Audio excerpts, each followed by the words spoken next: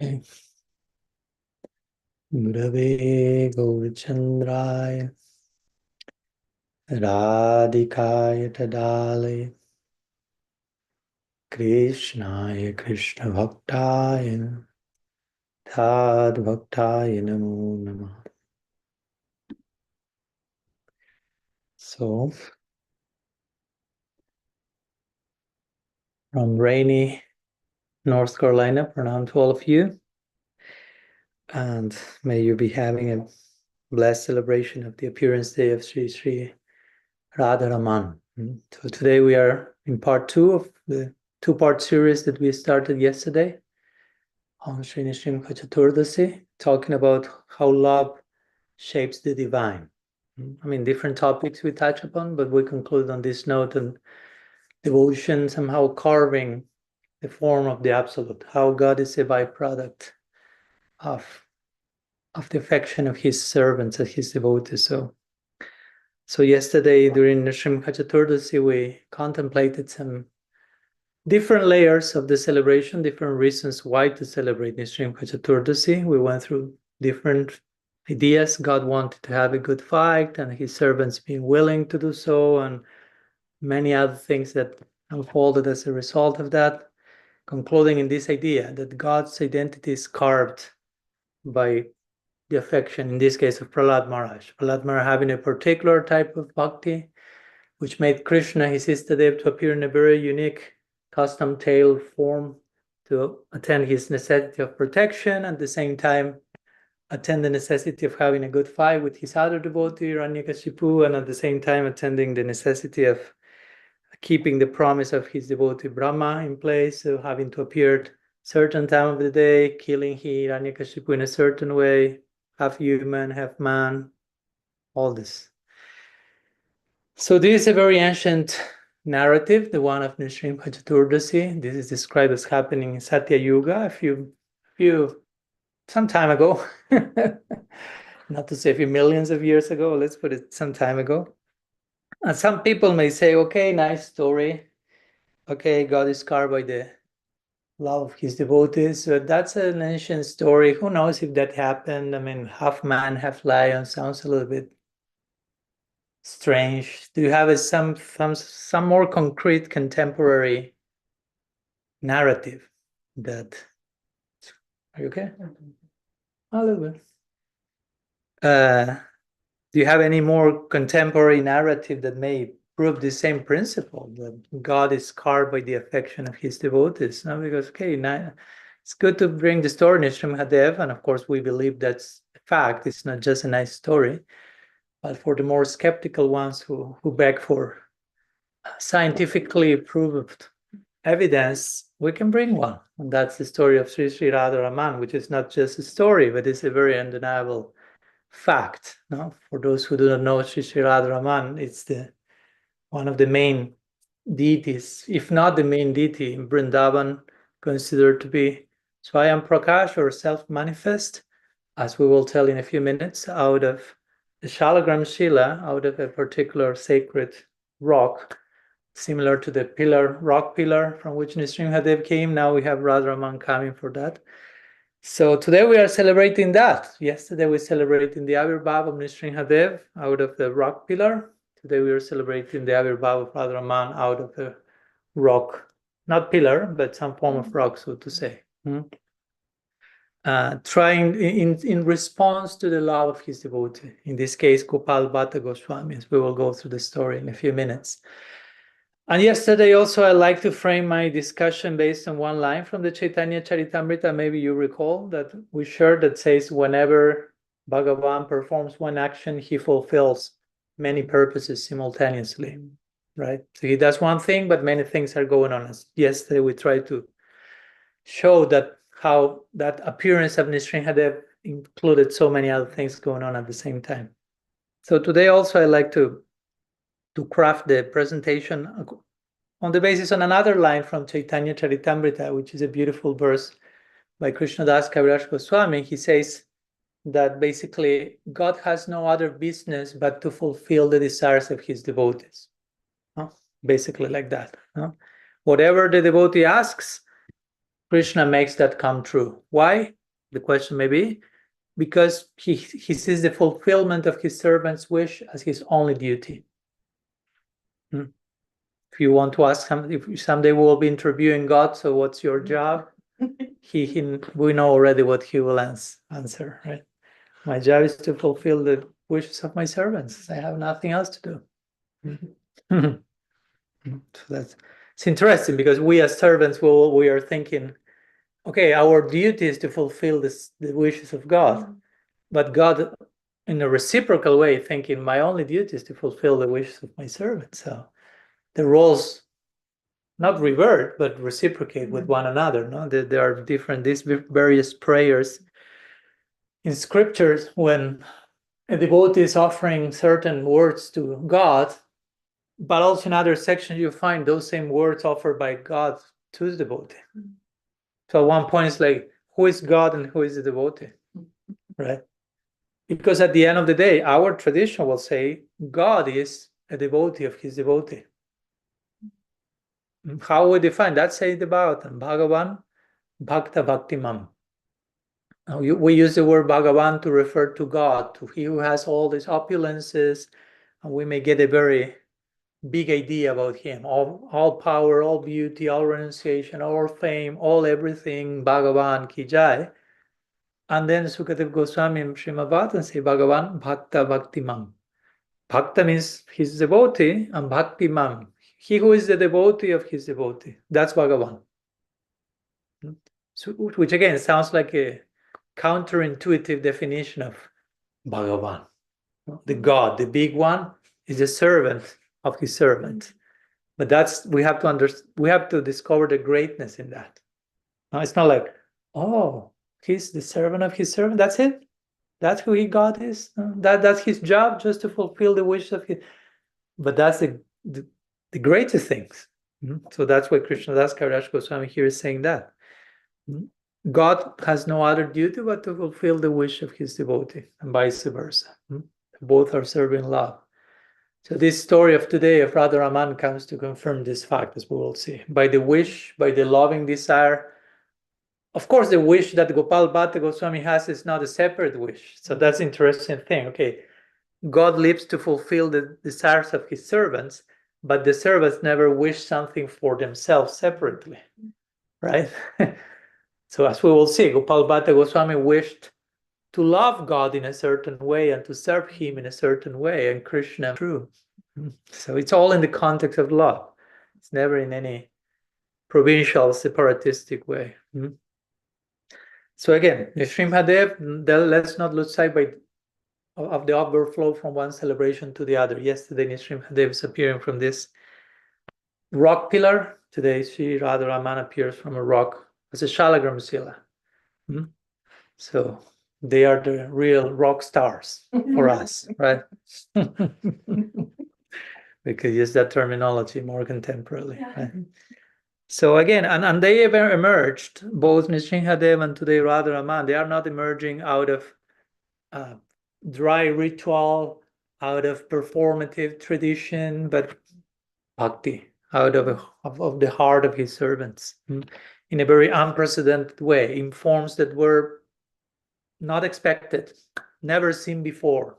As we were talking yesterday, how Lakshmi, when she saw Nrsimhadev, say, I never saw him in that way. I knew about Nrsimhadev, but that particular version, it's uniquely crafted by the love of Prahlad.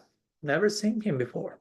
What to speak of Radha-Ramana, never seen before in the same way. So Nrsimhadev appears responding to Prahlad Maharaj's, as we say yesterday, fearless devotion, compassionate devotion. We made this connection between fearlessness and universal compassion. And Nrsimhadev is appearing as a response to all of that. And Radha-Ramana, as we will see, appears as a result of Gopala Bhatta Goswami's intense longing, intense wish, intense desire to offer service in a certain particular way. So it's interesting because, again, these two forms appeared, but those forms never existed before, so to say, right?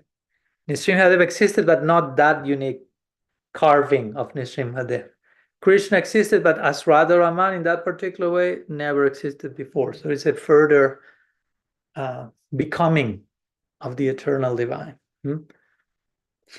So again, the appearance of God was the product of love. So from that place we say God is a byproduct of love. The form of the divine becomes crafted out of that. He's carved out of love. He's a byproduct of it. So how this came with Radha-Raman. Yesterday we went through the story of Sri Nrsimhadev a little bit. So let's go now through the story of how Sri Radha-Ramana appeared. We have a picture there to share. Well, for those who never had darshan of Sri Radha-Ramana, even in a picture, I don't think neither of you did not have the darshan, but just in case, we can always have the darshan. So then we are sharing there for a minute. So you can take darshan of Sri Radha-Ramana. Beautifully decorated. So that's a form of Krishna which appeared out of a shalagram seal, as we will see in a moment. So again, to further understand the appearance of Radha-Raman, we must first understand which is the heart that called him forth, so to say, right? So let's explore Gopala Bhatta Goswami's heart. That's one of our most sacred exercises in bhakti, exploring the heart of the lovers of God, because that represents the goal we want to attain. So it's an exploration of love. So once during a period of 4 months, as we were talking, I think yesterday, Chaturmasya in India, there is a 4-month period of the rainy season, like we are having rainy day today, not season. So in India, you have rainy season, not 1 day, but 4 months. So it rains a lot. So it's a period of hibernation, and probably generally those who, especially like mendicants traveling, like Mahaprabhu was a sannyasi at the time. So he was traveling by foot through South India. He ended up in a place called Sri Rangam, which is one of the main places in South India in terms of devotional headquarters. There's a famous temple of Sri Rangam.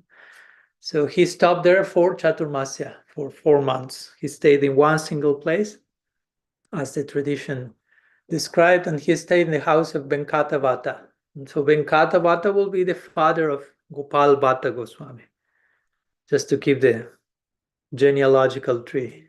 So Gopala Bhatta Goswami is one of the 6 Goswamis of Vrindavan. You may have heard about the 6 Goswamis: Rupa Goswami, Sanatan Goswami, Jiva Goswami, Raghunath Das Goswami, Raghunath Bhatta Goswami, and Gopala Bhatta Goswami. So here we have Gopala Bhatta Goswami. His father is Venkata Bhatta. He was the pujari of the priest worshipping this deity of Sri Rangam in South India, which was basically the most important temple in South India. So Mahaprabhu was staying at the house of the head priest of the most important temple in South India. That's something. So he was there with Venkatavata. Gopal Bhatta was at this time a boy, a child. He was not a grown-up man. Gopal Bhatta was a child, but he had darshan of Sri Chaitanya. He had the audience of him. He stayed at his home for 4 months. So you have some association with Sri Chaitanya, honor his remnants, witness his presence, his interactions. So one of the famous interactions described is Sri Chaitanya will speak with Venkatavata. Venkatavata worshipped God as Narayan, as we were talking yesterday a little bit about Narayan Vishnu, who is worshipped more in the mood of Aishvarya, with an awareness of his godhood, with some reverence out of that. And Mahaprabhu was more emphasizing the worship of Krishna in Vrindavan, not trying to disturb or even convert Venkatavata, but in this case it was a very like jolly, he said jolly, joyful exchange, because Mahaprabhu asks Venkatavata, says, in the scriptures it is described you worship Narayan, Vishnu, okay, and Vishnu is with Lakshmi, the goddess of fortune. Okay, so it is described once in Shastra that Lakshmi wanted to leave Narayan and join Krishna for the Rasa Leela. Of course, Narayan and Krishna are the same person, right? But she wanted to leave Narayan and join Krishna. Narayan as Krishna, if you will. So And Lakshmi is famous for never leaving Narayan, being like chastefully lying at the feet of Narayan, massaging his feet, offering padasevanam, and so on, service to the feet of the Lord. So Mahaprabhu said, like, if your Lord Narayan is such a great Lord, why Lakshmi wants to leave him and go to Krishna? It seems that there's something with Krishna that Narayan doesn't have. So Mahaprabhu was kind of teasing Venkata in a friendly way. Of course, Venkata say, he was laughing and he said, good point. But of course, it's the same person, Narayan and Krishna. So in one sense, Lakshmi is not being unchaste. He's not leaving her husband for someone else. It's just another version of her husband. Yeah. Mahaprabhu say, yeah. But she wanted to join Rasa Lila, but she couldn't join Rasa Lila. So why she couldn't join Rasa Lila? So Venkata at that point was like, I don't know. I mean, only you can ask a question like that, and only you can answer your own question. That's above my pay grade, they say.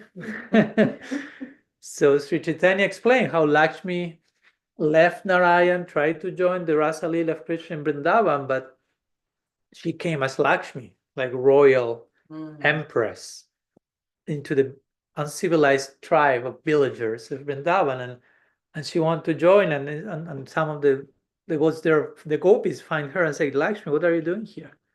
I want to join Rasa Lila. And why? I mean, because of this. Okay, but do you know that, I mean, there's some adhikar for this. There has to be some price to pay. Oh, really? Yeah. I mean, not in coins, but I will see. So she's, what do I have to do to join Rasa Lila? Well, as you know, the Rasa Lila happens between Krishna and the gopis in the context of Madhurya Rasa, romantic love, but the specific type of romantic love here is extramarital love. It's called Parakya Rasa. So we all have husbands, and we are leaving all behind to join Krishna. Of course, there's a whole big conversation about that, so everyone, I don't have time now for that, but keep in mind that we are not talking about any immoral affairs here. It's all in the concept of serving God. So basically, they told Lakshmi, so Lakshmi said, so what I'm supposed to do to join Rasa Lila? Well, first of all, you have to leave Narayan as your husband. Then you have to marry someone else here in Vrindavan. And then you have to leave that husband and join Krishna in Rasa Lila. So for Lakshmi, that was like too much. Just the thought of leaving Narayan, what to speak of all the other things that she needed to do. Leaving Narayan, that's not possible. So it is said that from that moment on, she remains in Belvan, which is one of the 12 forests in Vrindavan, performing tapasya, trying to access Rasa Lila, but she's not able to do so because, again, the way to access that is in another way. Like yesterday, we were talking about the four Kumaras wanting to enter Vaikuntha, and Jai Vijay said, you cannot just enter Vaikuntha. There is here, something is happening here in a certain mood, and your bhakti has to correspond with that. If not, it's not. So in the same way, Lakshmi wants to enter Rasa Lila, it's like, it's not happening. There has to be a coherence, so to say, in the mood. So anyhow, Mahaprabhu will be having this type of theological joking with Venkata at his house during 4 months, South Indian Chaturmasya. And Gopala Bhatta as a child will, like, you can imagine witnessing those types of conversations between his father, the priest of Sri Rangam, and Mahaprabhu, and so on and so forth. So it is said that at some point in that visit also, Gopala Bhatta Goswami had a darshan of Mahaprabhu as the divine, basically. So he had an epiphany of, okay, this is not ordinary sannyasi just visiting home, but here we have God himself. So Gopal wanted to join Mahaprabhu immediately. So he was a child. Again, imagine you're 5, 6, 7-year-old, 10, 12. I want to go with that sannyasi. I want to leave home. So he went to Sri Chaitanya, begged, please allow me to accompany you. I want to dedicate my life to you. So Mahaprabhu gave a very, very interesting piece of advice. which he also gave to other Goswamis in different situations. So basically, he told in this case, because Gopala Bhatta Goswami was living with his parents, he was a child, his parents were gradually getting older, not getting any younger, of course.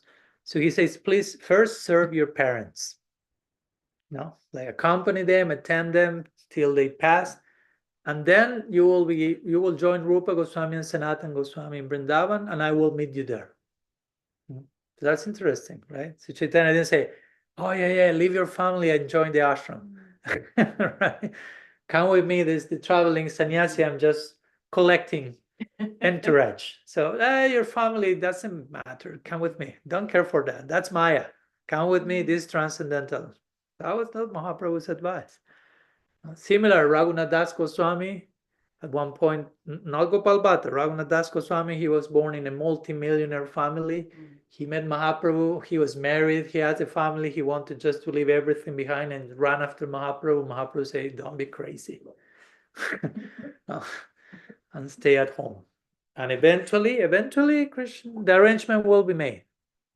You will be able to join me, but not like that. It's not about just like rushing and leaving stuff irresponsibly and so on. So in many occasions, many instances, Sri Chaitanya gave that piece of advice just to set some standard, so to say, also for us in our embracing Krishna consciousness, how to do that in a way that is wholesome, not bypassy, right? Not evasive, not insensitive, and so on, right?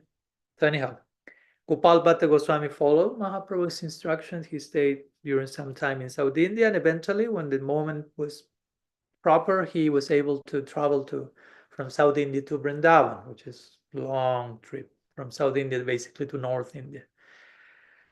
And eventually, being in Vrindavan, joining Rupa Goswami, Sanatana Goswami, here we have like the headquarters of the Goswamis. That's why they are known as the 6 Goswamis of Vrindavan, because they kind of got together there. Rupa, Sanatana, Jiva, Gopal Bhatta, etc. And at one point, Gopal Bhatta Goswami is receiving from Mahaprabhu. Mahaprabhu was not there, but he sends his kopin, which will be his loincloth. He sends his asana, his seat, and he sends a bahir bas, which is a cloth that Mahaprabhu will use like a chadar. So this had some significance. Of course, the fact that Mahaprabhu is sending his asana somehow symbolized that he wanted Gopal Bhatta Goswami to give diksha, to be the guru among the Goswamis, to be the one who is giving initiation. Generally, we don't hear that the other 6 Goswamis basically gave initiation. A few exceptions, but almost none of them. But Gopal Bhatta Goswami was kind of the official Diksha Guru among the Goswamis. Many have argued that the reason for this is that he came from such a very prestigious background, South Indian Brahmin, apart from his inner realization, of course. But also Mahaprabhu put into consideration he has external prestige, and somehow that can have a social effect apart from his inner qualification. But also he has, so let's use that power from his high birth, good family lineage. Let's use power. That translates as power. Let's put that in service of Krishna. Mahaprabhu was not against saying, oh, all power is bad. Interestingly, his main followers, or the main architects of the Gaudiya Sampradaya, are the 6 Goswamis. And in one way, all of them come from a powerful background. Rupa and Sanatana from, again, prestigious Brahmin families working for the Muslim government, in positions of power, of influence, government, very expert in worldly dealings. Raghunath Das Goswami coming from a multi-millionaire family. Gopala Bhatta Goswami coming from the son of the head priest of the most important temple in India. So all that translates as one word, which is power. And Mahaprabhu very expertly took that power and employed that in service. He didn't say, "Oh, that's power, that's bad." No, all power goes to the all-powerful, right? So anyhow, Mahaprabhu sends all these items to Gopal Bhatta Goswami, the loincloth, the asana, the outer cloth, but he's not there yet. Remember that he said to him before, go to Vrindavan, join Rupa and Sanatan, and you will meet me there. But he was not in Vrindavan at that point. Mahaprabhu, Gopala Bhatta Goswami was there and still was like, when I will meet Mahaprabhu again. That was basically his only question. When I will see him again, when he will cross the path of my eyes again. And Sri Chaitanya, in that letter, I mean, he sends all this stuff, and there's one letter, and he says, if you want to meet me, if you want to have my darshan, go to Nepal. It's like, oh, change of plans here, right? From Vrindavan to Nepal. Okay, I mean, it's not that far, but it's not Vrindavan, it's somewhere else. And Nepal, but Gopal Bhatta was like, but Sri Chaitanya is in Jagannath Puri now. Why he's telling me that I will meet him in Nepal? No? But anyhow, he goes to Nepal. So he journeys there and eventually arrives at one famous river, sacred river in Nepal called Gandaki River. And in this Gandaki river is where you find these famous Shalagram Shilas. The Shalagram Shilas are like small rocks, like oval, most of them, different shapes, but generally oval. There are a few varieties among them, some whitish, but most of them blackish, like oval. And they, according to the scripture, represent different forms of the divine, because actually, if you see them, if you have seen any of them, they have different markings. They have markings like a conch shell, like different forms that speak about Nrsimhadev, Kurma, Varahadev. I mean, it's there and it's not carved out of hand. That's an important point that it will come in a minute. That if you try to carve a Shalagram Shila, it cracks open. It's not carvable. It's not possible. So you find these stones only this river Gandaki, and they come with these unique markings of the different forms of the absolute. So they are worshipped in our tradition as deities that do not need to be installed even, because God is already there fully, so to say. So anyhow, Gopal Bhatta Goswami is there in Nepal wandering. Okay, Mahaprabhu promised he will give him his darshan. How, when, where, no idea. So he's going to the Gandaki River, sacred river in Nepal. He has his, how do you say, lota? Do you say that in English? Water pot. Water pot.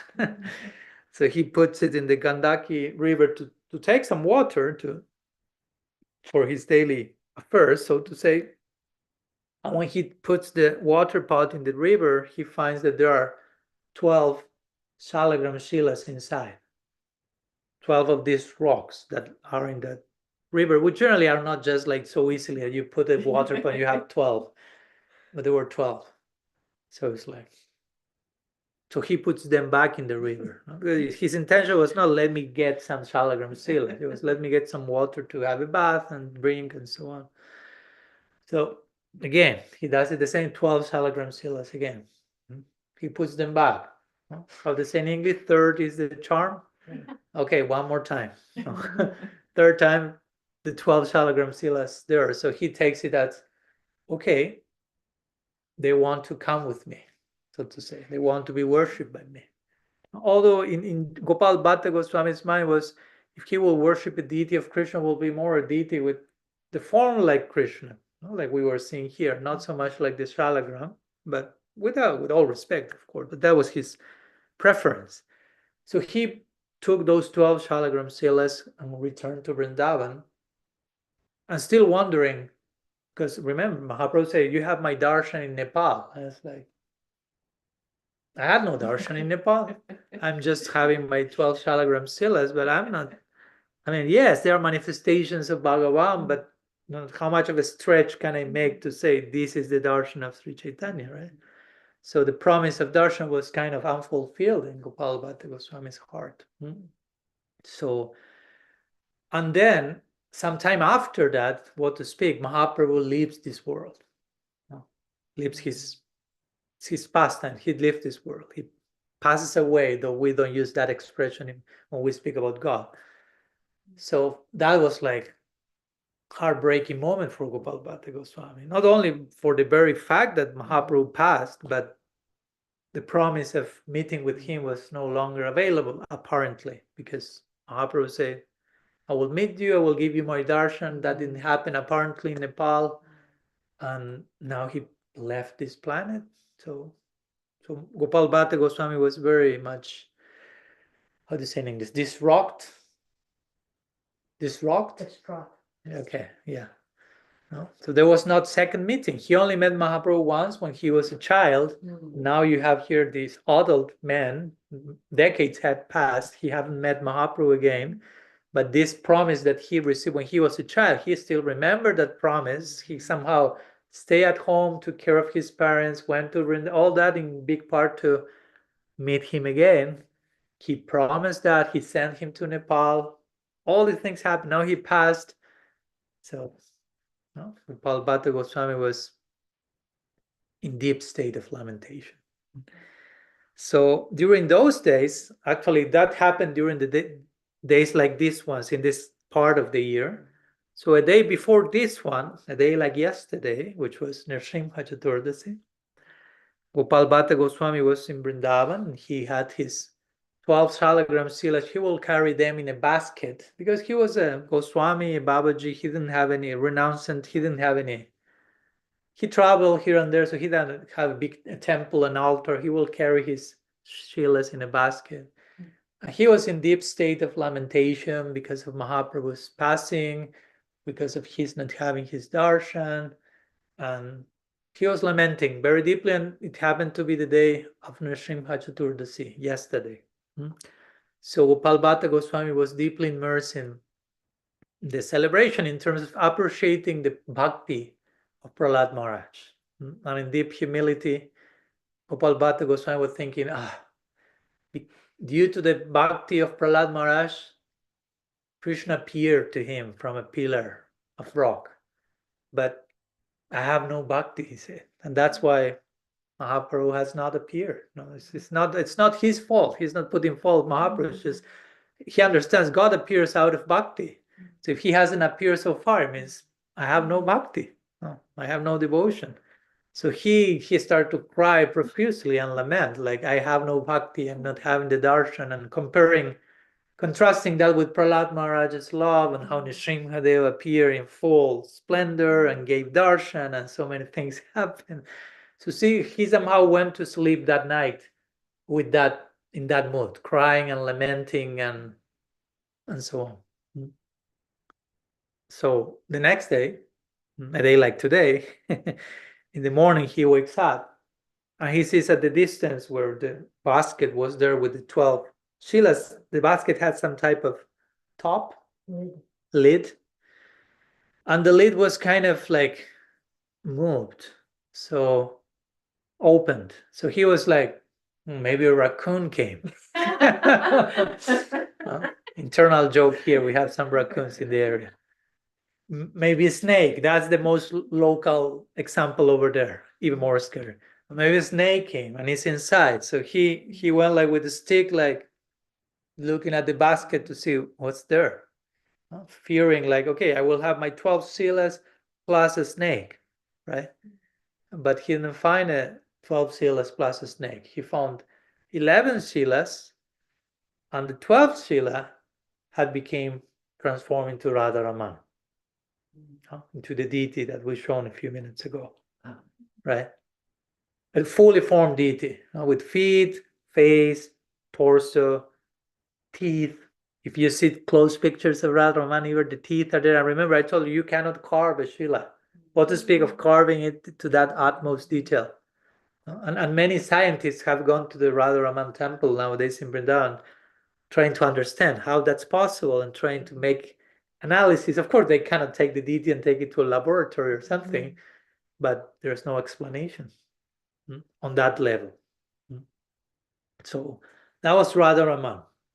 Appearing, in one sense, Radha-Ramana is considered a combined deity of Radha and Krishna. And in one sense, we always speak that Mahaprabhu, in certain ways, Radha and Krishna combined. So in one sense, Mahaprabhu fulfilled his promise to Gopal Bhatta when he said, meet me in Nepal, I will give you darshan. He was there. It took a little time for him for the darshan to fully blossom in this particular form. It needed also some churning in the heart of Gopala Bhatta Goswami to evoke this particular manifestation of Radha-Ramana. So again, there was no carving here. There was no installation ceremony. There was only love. Only.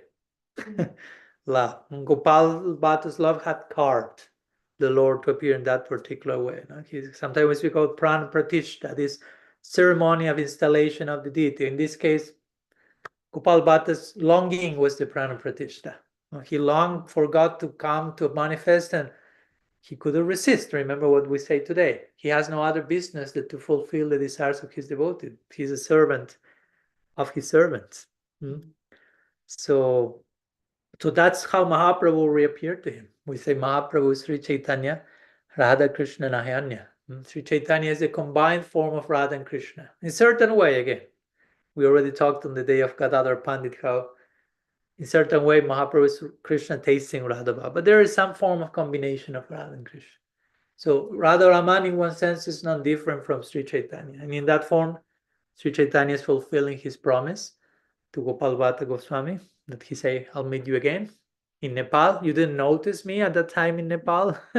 Now back in Vrindavan, and after a certain fire of separation and longing, this Shila, which was the Damodar Shila, blossomed into the form of Radha-Ramana. So again, interestingly, this is not, of course, Radha-Ramana is not merely the fruit of Gopala Bhatta Goswami's love, but we could see in connection to yesterday's celebration, we could say it's a theological continuation of Prahlad Maharaj's gift to the world. Prahlad Maharaj, as we say, the devotion of Prahlad made that Narasimha appear from this rock pillar. So in the same way, Gopala Bhatta Goswami's longing made Radha-Ramana to appear from this rock, Shalagram Shila. So as we were saying yesterday, if we follow properly the thread that Prahlad Maharaj is establishing, that will take us to the Vrindavan Bhakti when we find Radha-Ramana, when we find the worship of the Goswamis to Krishna in Vrindavan. So in one sense, we could say Radha-Ramana is the flowering of the seed planted by Prahlad Maharaj, so to say. And that's why we celebrate both things one day after the other. Not only one, not one nor the other, but the two of them. So that's a little bit the story of Sri Radha-Ramana. We can share a few more, if you will, technical details about Radha-Ramana, since they are very interesting. Maybe we can put the picture again for a minute, since we will refer to that.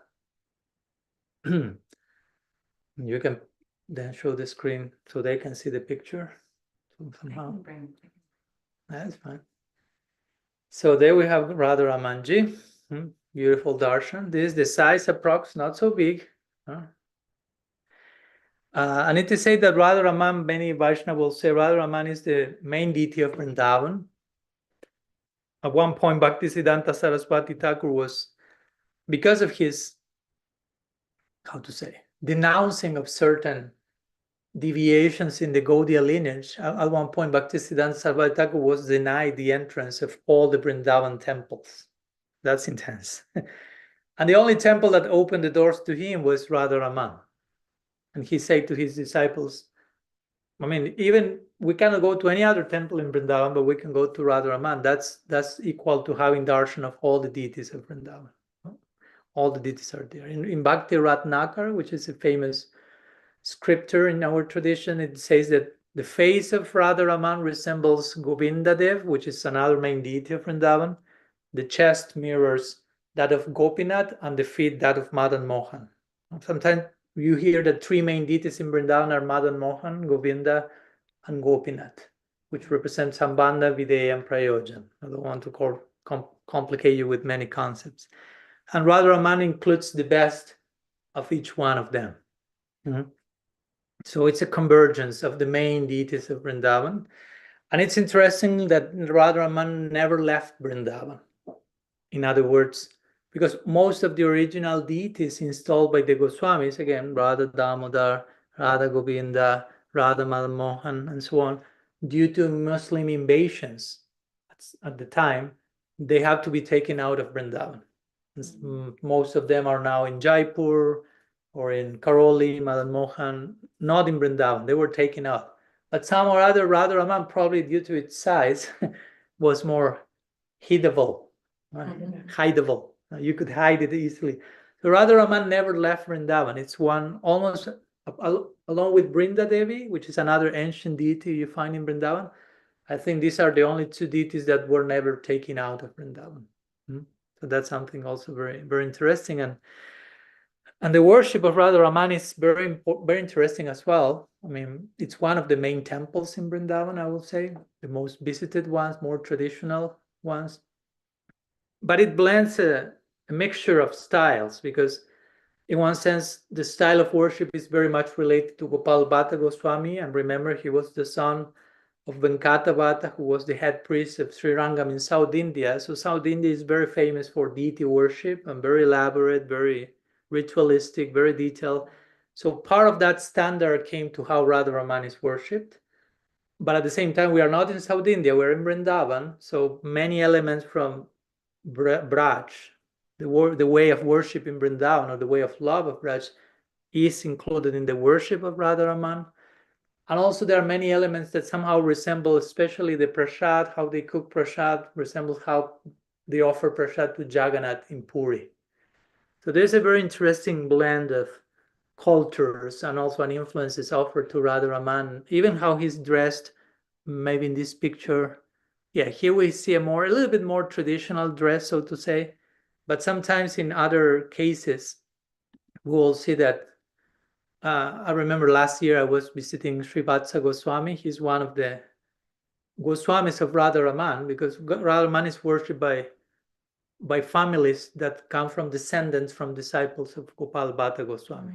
They administer the worship among themselves. And they're all grihastas. So they live with their families and they take turns month after month to worship. We can tell off them. They take turns to worship Radha-Raman per month. And it's interesting, because if you are a sannyasi, you lose your rights to worship Radha-Raman. I was talking with Sri Radha Goswami about that. He told me about Atul Krishna Goswami, who is a famous Goswami of Radha-Raman, who accepted sannyas at one point, and the moment he accepted sannyas, he could no longer enter the altar. No, it's for grihastas. Sannyasis, get out of here. And also he was telling me, Sri Radha Goswami, that how also sometimes the dressing of Radha-Raman is very interesting, because not always he's dressing more typically Indian Brajavasi style. At one point I remember talking to him, he looks in his phone, one picture of the darshan, and shows me Radha-Raman with some type of like shorts. No, and he shows me like, and he says like, doesn't he look cute? No, that was the traditional Goswami's Siddhanta to justify Radha-Raman using shorts. It's like, he looks so cute. How we will not put that to him? So I appreciated that, no? Because again, in one sense you can see, okay, they're very traditional in many ways, but in many ways there's lots of flexibility in considerations such as that. No? Like, look how cute he is. I mean, he's evoking. This is so sweet. I mean, he has to wear those shorts. No? And he's a Sanskrit Pandit, and he has all the orthodoxy behind him, but the shorts are cute. So yeah. And yeah, it's very intimate. They sing different songs in the particular ragas and offer dancing, and the worship is conceived according to the 8 periods of the day in which Krishna is served in Vrindavan, Ashtakali. There are many interesting details and festivals throughout the year. As I mentioned before, modern scientists remain baffled to this day. Like, they cannot make sense, like, how is it possible that a Shalagram Shila, that everyone knows in India what's a Shalagram Shila, and everyone knows in India, that, especially scientists, that you cannot carve a Shalagram Shila. I mean, you try, and they have tried, I'm sure, and cracks. No? So how out of the Shalagram Shila, which is kind of a circle, as an oval, comes this finely carved deity, again with teeth, very like detailed aspects. So again, not carved by tools, but carved by love. We have to resort to poetry at this point. Sorry, science, but At this point, that's your reach. Now, science, okay, we have nothing against science, but it has its reach. There's a point when we have to resort to another language, another way of speaking, another way of thinking, even. This is what Chaitanya Charitamrita says. Aiti kavita vinu nahe rasera prachar. When we engage in rasa prachar, when we try to say something about rasa, loving mellows, devotional rapture, aiti kavita vinu, just kavita, just poetry is, I mean, only poetry is capable of saying something at that point. So this is what's happened here. How Shalagram Shila can be carved and take that form, that's not a phenomenon explainable by geology, but by theology. We will call it theophany. Theophany, which means like an epiphany of God, a revelation of God in that particular way. And of course, that this appearance of Radha-Ramana, as well as the appearance yesterday of Sri Radha out of this rock pillar, proves many things. Of course, proves that, as Prahlad said yesterday, right? Like when Hiranyakashipu asked Prahlad, so is your God in that pillar? And he said that he's everywhere. So he can appear from that pillar? Yes, he can appear from everywhere. He's even in stone, even in wood, if he so desires. So that's one point, but also the point is, speaks about the independence of bhakti. Bhakti is not constricted to, okay, this happens in this way, this can happen only in this way. Bhakti, in Sanskrit, the term for bhakti is jadricha, which means bhakti moves in an independent way. It's its own volition, so to say. So bhakti can appear in the least expected places. Again, one of the least expected places here, you have the greatest asura of the universe, Hiranyakashipu. You won't expect that his child will be the greatest saintly boy on earth, but it was. So bhakti is appearing there, not limited by blood, seminal connection, influence even of certain environment, God manifesting from a column out of love, no restrictions, or now taking this most unexpected form out of this Damodar Shila in the form of Radha-Raman. So again, the common thread in all that is love. Not status, not high birth, not low birth. Gopala Bhatta had a high birth. Prahlad Maharaj was born as an asura. Doesn't matter. Love, not worthiness. Again, not perfection in ritual, not performance, just sincere longing. So that's one of the main messages here in the story of Sri Radha-Ramana, how the divine can manifest out of sincere longing. And as much as that's there, again, as Chaitanya Charitamrita said, God is a servant of his servant's wishes. That's a more confidential elaboration on this line of Bhagavad Gita. Yatamam prapadyante tam stataiva bhajamyaham. Krishna saying, as you approach me, I reciprocate. Which implies, if you surrender to me, I surrender to you. If you become my servant, Krishna says, I become your servant. So, and as we were saying yesterday also, it doesn't mean that just Krishna gives rewards tailored to the devotee, but he himself becomes something he was not, to reciprocate to that devotee in a unique way, in a new form, in a new mood, in a new unique identity, to match the unique flavor of the love of that particular soul. So to that point, he reciprocates. Radical personalism. He takes that irrepeatable, never before seen form as Narasimha, as Radha-Raman, as whatever form he will take in each one of our hearts when love blossoms fully. So that's a God we worship. That's a God, and a God that is in one sense Purnamada Purnamidam. He's complete, but he's eternal becoming. He's in an eternal becoming of further completeness. He can continue expand and grow. So that's basically the message for today, in complement to what we were sharing yesterday. So hopefully we can, in this sacred day, remember deeply these principles, that God does not only answer love, he's made of love. And because of love, he takes different shapes. Prahlad's pillar and Gopal's Bhatta's Shila are telling the same story, basically, in this connection. The divine is not imposed, the divine is evoked. He's not discovered, it's disclosed by love, of course.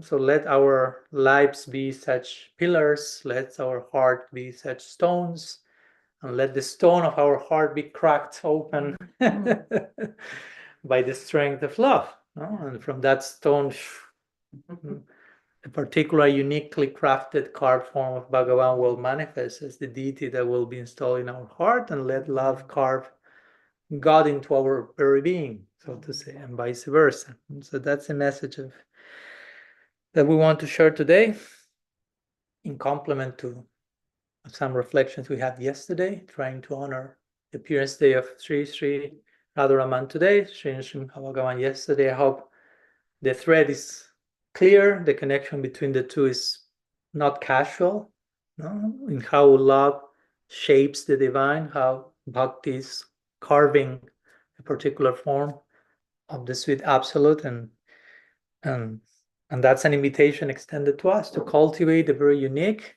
personal flavor of devotion to offer our sweet Lord and Lady, and that will invite for a unique relationship. Everything is radically personal. So, few thoughts today. Sri Radha-Ramana ki jai, Sri Gopala Bhatta Goswami ki jai, Sri Bhagavan ki jai, Prahlad Maharaj ki jai, Sri Sachinandan Gaur Hari ki jai, Harinam Prabhu ki jai, Gaur Bhakta Vrinda ki jai, Gaur Premanand Hari Hari Bol.